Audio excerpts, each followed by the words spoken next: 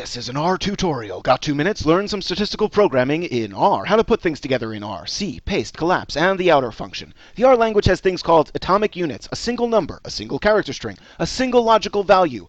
They're all atomic units. You know what atom means in ancient Greece? Indivisible, something that cannot be divided any further. Single numbers, strings, trues, falses. Those are all atomic units in the R language. They're sort of like protons, neutrons, electrons, but for statistical programming. For example, you can't have half a true value, but you can have two true values. Wait, that didn't work. Why not? Oh, because I have to put them in the combine function and make them a logical vector.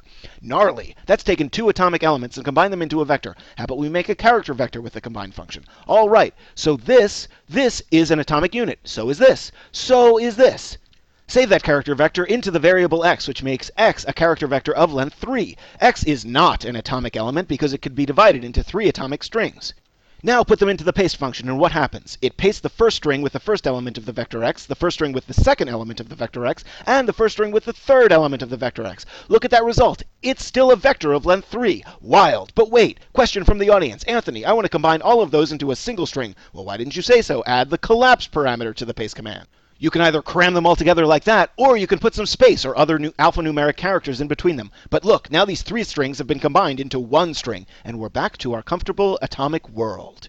It's time for a dance. Would you dance with me? Here's the first move. Know what dance we're going to do together? That's right, the hokey pokey. Here's a character vector with length 5 with the body parts used, and a character vector of length 4 with the movements used.